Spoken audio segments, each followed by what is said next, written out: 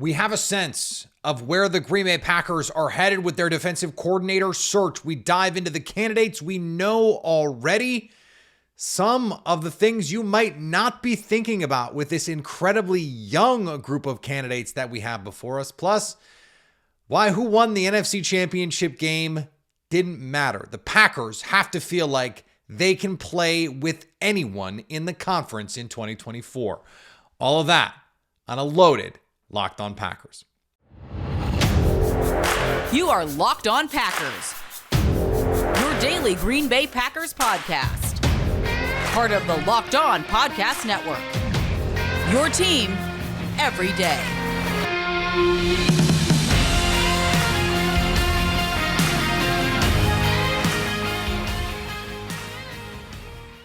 You are Locked On Packers, part of the Locked On Podcast Network, your team every day. I'm Peter Bukowski, and I cover the Packers for The Leap, a newsletter I would love for you to subscribe to. Follow me on Twitter, Peter_Bukowski. Follow the podcast on Twitter, Locked On Packers. Like us on Facebook. Subscribe to the podcast, iTunes, Spotify, Google Podcasts, wherever you find podcasts, you will find Locked On Packers, the #1 Packers podcast on the internet, and the show for fans who know what happened. They want to know why and how. Thanks to everyone who makes Locked On Packers their first listen every day. We hope you like starting your day with us as much as we like starting our day with you. And today's episode, Locked On Packers, brought to you by our friends at Prize Picks, the easiest and most exciting way to play daily fantasy sports. Go to prizepicks.com/LockedOnNFL and use the code LockedOnNFL, all lowercase, for a first deposit match up to $100. We got a group of names reported around the Green Bay Packers defensive coordinator search. The Packers are not the type of organization that are going to just tweet out all the candidates. Some teams do this. During the AFC Championship game, the Pittsburgh Steelers are like, hey, we're interviewing Arthur Smith. And it's like, is that really how you want to handle this? Maybe not. So, 4 coaches that we've heard about so far. Before we get to the names, let's just recap. Last week, we talked on this show about the qualities that we were looking for. Under 55. No long-time retread coaches. And you are hiring the coach, not the scheme. This is important. It's all important as we try and figure out what's coming next here for the Packers. And when you look at this group, the group of players, the group of coaches that the Packers have brought in so far, this is just reported interviews. No one even over 45, much less 55. No long-time retread head coaches. Brandon Staley was a head coach, but he was there for a good time, not a long time. And this is a diverse group of coaches. It's not just the Fangio tree. It's not just it's the Dan Quinn or whatever. And there aren't even that many other trees right now in the NFL. The first name we got, Brandon Staley. And I understand the eye rolls. I really do.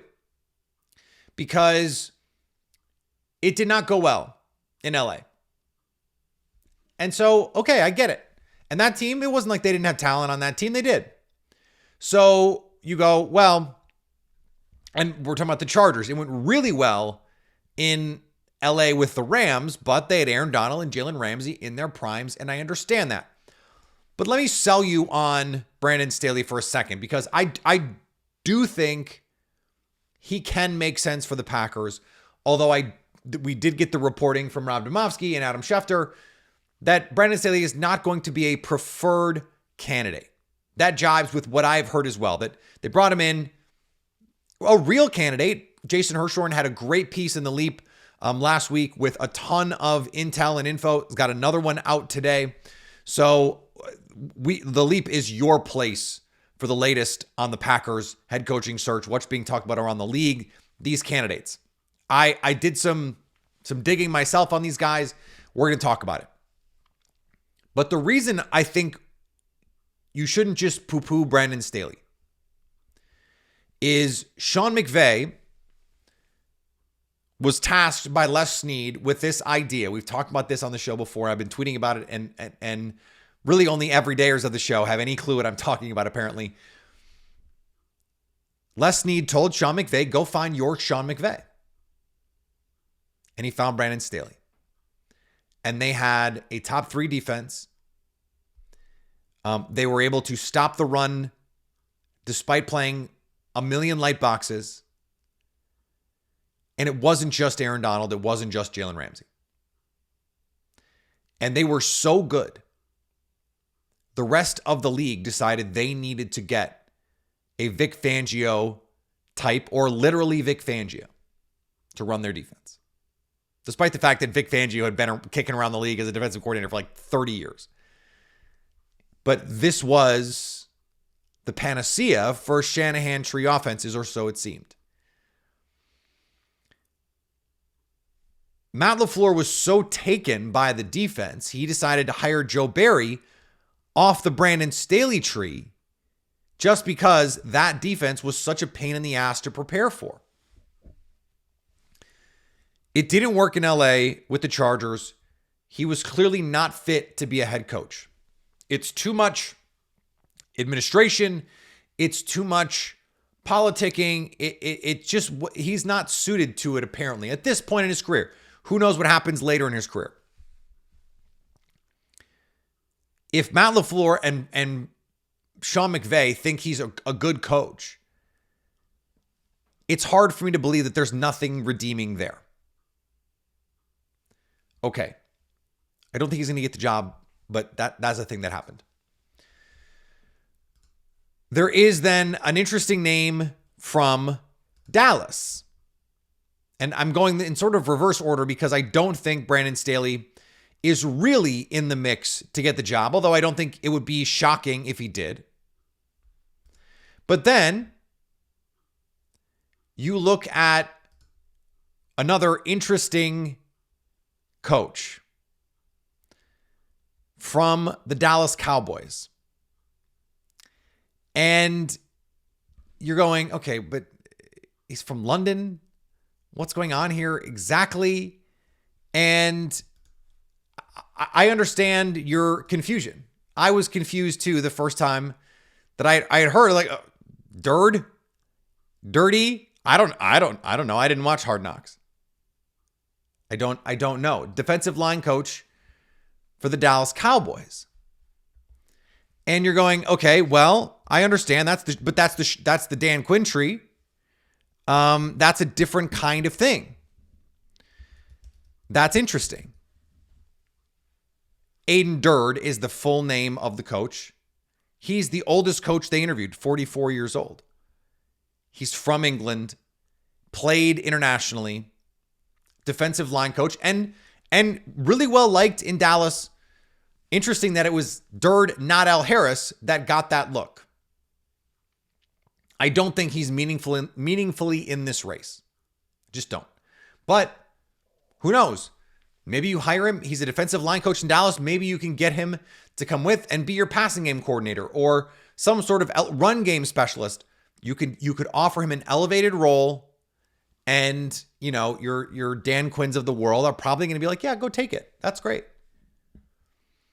The two coordinators as of yet that I think are most interesting so far, and I like, it's been reported Jim Leonard is going to be in the mix here. It's been reported Wink Martindale and Chris Harris are going to be in the mix here.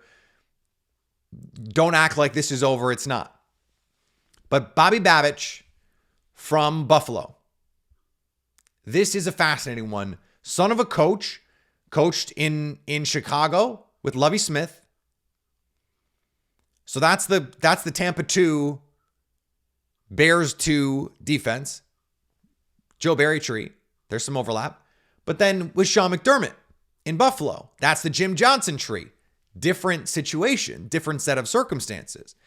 And he was the safeties coach when Micah Hyde comes in and Jordan Poyer comes in and changes their careers. Goes to linebacker and is there when Tremaine Edmonds has the best year of his career. Matt Milano becomes an all-pro caliber player. Edmonds leaves. Milano gets hurt, and now you bring in 2 new linebackers, and it's like you don't miss a beat in Buffalo, at least at the linebacker position. And you have Locked On Bills host Joe Marino on Twitter advocating, hey, just elevate this guy right now. Just, don't let him leave. Make him the defensive coordinator. It's a weird structure there. They don't even have a defensive coordinator. And the feedback that I got on him was they really like him. He's young, at 40, 41 years old. There was the clip going around about being adaptable and, just wanting to play to the strengths of the players and all those things. Let's not hire a coach off a clip, please. But that's an interesting name, to be sure. The bloodlines, all that stuff. And then Christian Parker is the name on the lips of a lot of Packers Twitter right now. 32 years old, former Packers QC with Mike Pettin. He goes to Denver, and he survives 3 regime changes in Denver, from Vic Fangio to Nathaniel Hackett. Now, Nathaniel Hackett has the built-in, hey, they were on the staff together, so you go, okay, I can buy that. But then Nathaniel Hackett gets fired, and he survives to Vance Joseph. As my pal Jason Hirschhorn said to me over text, that is a green flag, not a red flag. Compared it to Kevin Stefanski, who also survived several different regimes on his way to a head coaching job. Christian Parker, the overwhelming feedback on that was outstanding. I think he is very much in the mix here. He's a beloved coach. I talked to an offensive player who was on a team where he was the DB's coach. Loved him. There's a clip going around of him in Denver. Jerry Jeudy coming up to him and talking to him about something. He is the kind of coach who players are going to gravitate to him. Really good teacher, was installing the defense last year in Denver. They're putting in the Fangio principles as Vance Joseph makes tweaks and does the little things that he's going to do. That's an interesting name to keep in mind, but it's not without question. None of these names are. Brandon Staley less so, but I'm going to talk about the other candidates that we know about right now and the potential pitfalls of going young. This is something that I think has not been discussed enough, and we're going to talk about it in just a second here on Locked On Packers. Today's episode brought to you by our friends at Prize Picks, the largest daily fantasy platform in North America. You are running out of opportunities to put together a daily fantasy lineup with football. 1 game left in the Super Bowl. But the beauty of it is Prize Picks does more than just football. You can play Prize Picks year round. You can mix football and basketball if you want. You can put LeBron James and Travis Kelce in a 10.5 combo of 3-pointers made and receptions in the Super Bowl. Wouldn't that be fun?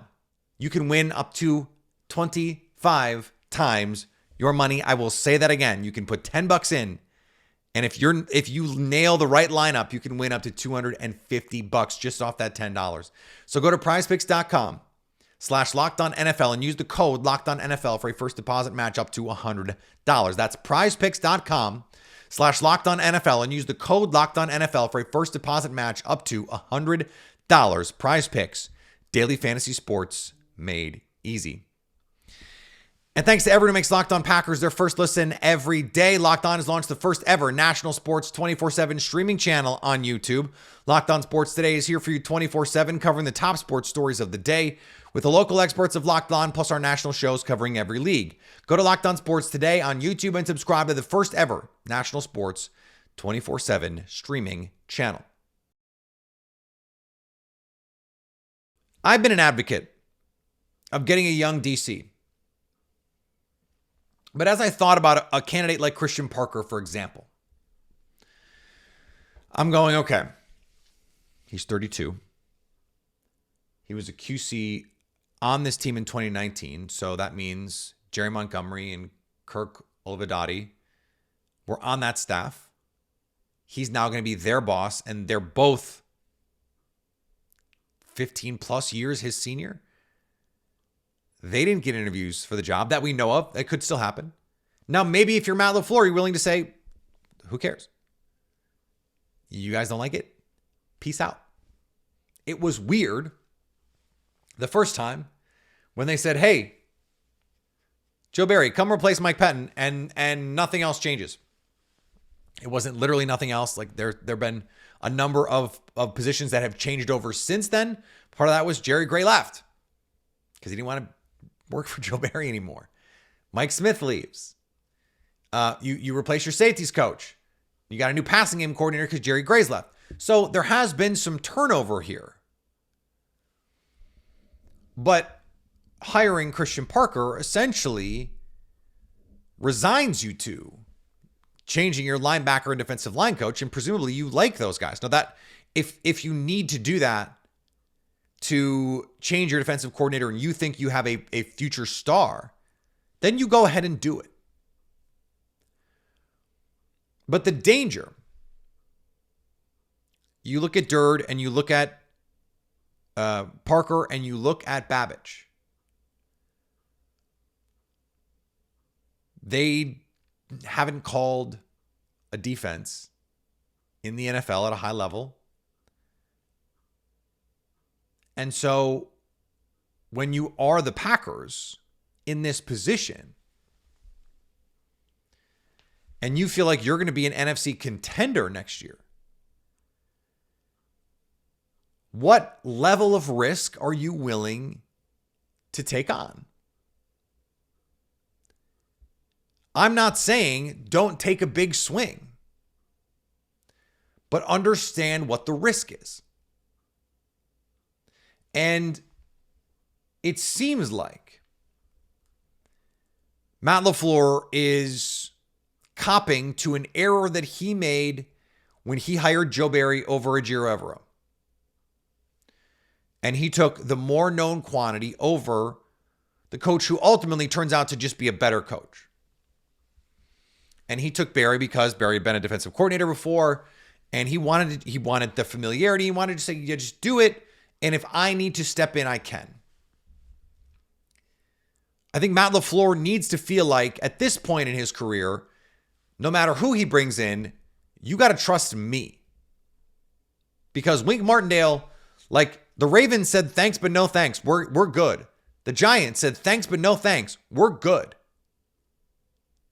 You got to prove you still got it if you're going to come in. Even a veteran coach like that. He's got to believe he's got the gravitas. Like Kyle Shanahan brings in Steve Wilkes. Steve Wilkes is a long time NFL coach.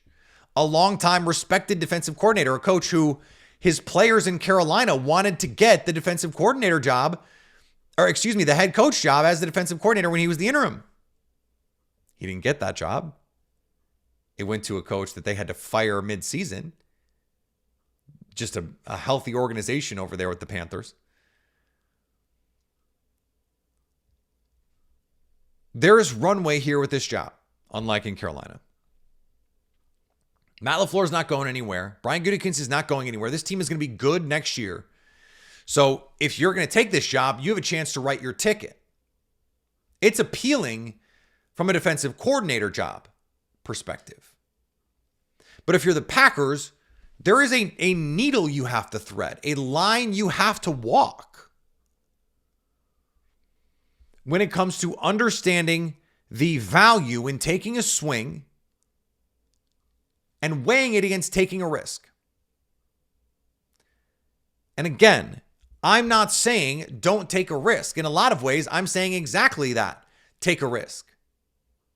But it's why when I was looking at my list, I'm looking at Jim Leonhard, defensive coordinator. Now in college football, but he's called games. He's game planned to call a defense, even in college. Glenn Schumann at Georgia. He has game planned to call a defense. Jesse Minter off the board, expected to go to LA with Jim Harbaugh. Brandon Staley. Brandon Staley has been a defensive coordinator. He has game planned to call the plays. Now, the reason, let's say you want to thread that needle, but you also can't say, well, I'm going to fall back on that. So when you interview Brandon Staley, what you want to find out is, do you have any new ideas? The reason you want all these young players or these young coaches is because you want something new. You don't want the same old thing that every other team is doing, and you want to be able to adapt. I think it is fitting that Mike McDaniel, he goes out, he gets Vic Fangio, and after a year says, you know what? This is not it.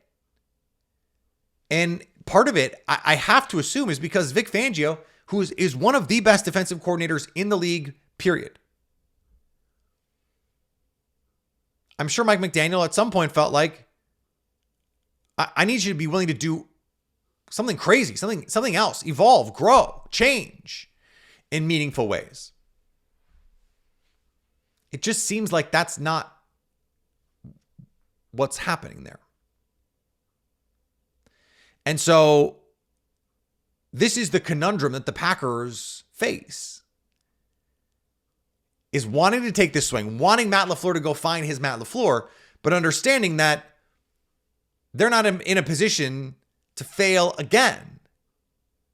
That's what makes this tough. That's what makes this tough.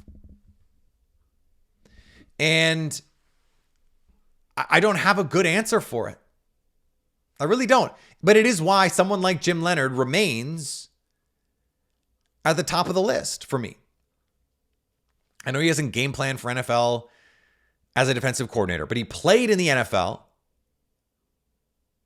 and then has been a defensive coordinator. I think that is the way you are able to have your feet on both sides of the territory there. You say, okay, taking a risk, let's push things forward. You get the college coach, defensive coordinator experience. That's high-level football. I know it's not the NFL, but high-level football. And NFL experience, understands the NFL game is a different beast, understands as a former player how to talk to players, all those things. This is not an open and shut case. Like the idea that Christian Parker is just going to walk in and it's all going to be fine, it's just not true. That is a more fraught hiring experience than I think a lot of fans are willing to admit. And I just felt like we had to talk about it. Now we've talked about it and we can be done. But if they hire one of these young guys, it will come up again and we will talk about it again. I promise. We're going to talk about the Packers in 2024 and feeling like they really missed an opportunity, because they did. We're going to finish with that in just a second on Locked On Packers. Today's episode brought to you by our friends at BetterHelp. Sometimes we all need an opportunity to get something off our chest. Big or small, certain things can really start to get to you. It's important to let it out, especially to someone who's unbiased in your life. So today, I want to say how I really feel about something. You might even be thinking the same thing this week. If Darnell Savage catches that first interception that Brock Purdy throws right to him, the Packers are in the Super Bowl right now. We're talking about Packers-Chiefs, a Super Bowl I rematch. Look, therapy can be different for everyone. Most of us have bigger problems than our favorite sports team, and it's important to get things off our chest every once in a while. If you're thinking about starting therapy, give BetterHelp a try. It's entirely online, designed to be flexible and suited to your schedule. Visit BetterHelp.com/LockedOn to get 10% off your first month. That's BetterHelp, HELP.com/LockedOn. And thanks to everyone who makes Locked On Packers their first listen every day. Locked On has launched the first ever national sports 24/7 streaming channel on YouTube. Locked On Sports Today is here for you 24/7, covering the top sports stories of the day with the local experts of Locked On, plus our national shows covering every league. Go to Locked On Sports Today on YouTube and subscribe to our first ever national sports 24/7 streaming channel. There was a lot of consternation on Packers Twitter about who to root for in the NFC Championship game. And I thought it was funny for a lot of reasons, but the thing that kept jumping out to me as I was watching is the Packers had to have felt like it should have been them. The Lions come out and they dominate the early run of play. It's 24-7 at halftime. It's 14-0 after the first quarter. And they marched right down the field just like the Packers did. They did the things that the 49ers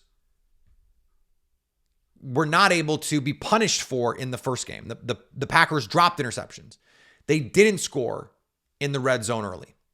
But Detroit, because they're Detroit, let the 49ers get back in the game. The 49ers score 17 points in the third quarter. Whatever. That's not the point of this.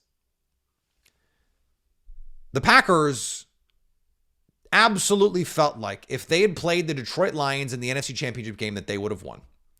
And they would have been right to believe that. Now, whether or not they would have actually won, we don't know. The Packers won some games they had no business losing over the course of the season. What's up, Tommy DeVito? But the last time we saw the Packers and the Lions play, the Packers looked like the better team. And I would say over the last month and a half, Green Bay also looked like the better team. Like the Lions should have lost to the Bears twice. They almost lost to the Vikings. Kind of trying with their starters out there. The Vikings team that the Packers blew out. And then the Packers beat the crap out of the Cowboys in a way that, the Lions just didn't. Just didn't.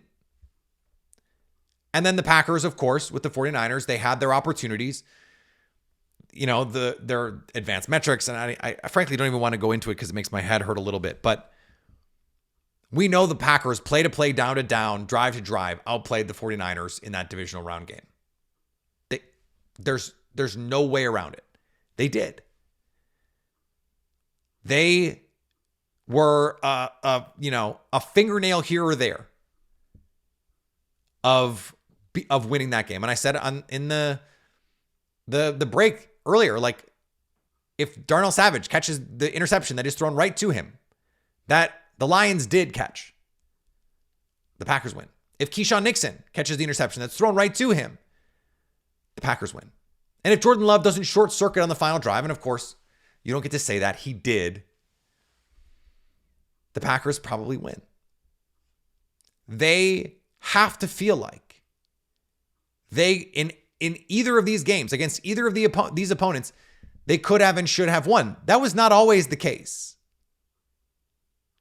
Even in the Aaron Rodgers era, in 2019, that Packers team was just not beating that 49ers team. They were not good enough. In 2016, they get to the NFC Championship game. They were just not good enough. The 2015 team, they were just not good enough. The 2012 team, 2013 team, Rodgers hurt. Those teams weren't good enough. This team was. And I don't want to hear the inexperienced excuse. The Lions are inexperienced too, and they blew it. But they probably should have won that game too. And the Lions are kicking themselves going, and now Ben Johnson probably going to go be the Commanders coach. And who knows? Who knows what happens from here on out? The Packers had their opportunity, and this is not about missed opportunity. This segment is not about that. It could be, but it's not. It's really not. I know we started it that way, but this is about the Packers as they head into next year, not just thinking, not just believing, knowing that they are one of the best teams in the conference, knowing they can go head-to-head and outplay the 49ers, knowing they can go head-to-head and outplay the Detroit Lions, knowing they can go head-to-head and outplay the Dallas Cowboys. Who else in the league can reasonably say that in the NFC, for sure? Not the Eagles. Not the Eagles. They're a disaster. They had to change their whole staff. That's a mess over there. Not the Cowboys. They got blown up by the 49ers and the Packers. Not the Rams. They had their chance to beat Detroit. They had their chance to beat San Francisco. Couldn't do it. Not in a game that mattered. Now Raheem Morris is gone in LA. Ben Johnson is about to be gone for the Lions. And who knows the future of the 49ers? There are players that have to be paid. They're not going to have a huge attrition in the coaching staff for the first time really in a while for Kyle Shanahan. But guys need contracts. Brandon Ayuk's got to get his money. There are questions that have to be answered there as well. And I think, frankly, the Chiefs are going to go and win the Super Bowl, and we're going to go Kyle Shanahan lost again. Now, they did well to come back and win this game, and good for them. And they've shown now that they can play from behind in a way that it didn't seem like they'd be capable of doing. And that's a credit to them. But the Packers should have won that game. And that means that this team is capable of beating anybody in the NFC. They are not afraid of anybody. They should not be afraid of anybody. And that is the point of this. That this Packers team right now, today, is ready to go compete in the NFC, to go have a chance to play for a Super Bowl. That is incredibly exciting. And I can't wait to talk about it all off season and during the season and next season. And it's in New Orleans. Wouldn't it be fun? Super Bowl 31. Probably not going to be with the Patriots, but it would be pretty cool to go back to where it all started again with Brett Favre. The cycle repeats itself. Time is a flat circle, all that stuff. I can't wait. I can't wait to dig into it this week. Follow me on Twitter, Peter_Bukowski. Follow the podcast on Twitter, Locked On Packers. Like us on Facebook. Subscribe to the podcast, iTunes, Spotify, Google Podcasts, wherever you find podcasts, you will find Locked On Packers. And anytime you want to come hang out with us live, the Packers hire a defensive coordinator. We're going to talk about it live over on our YouTube page, so you can stay Locked On Packers.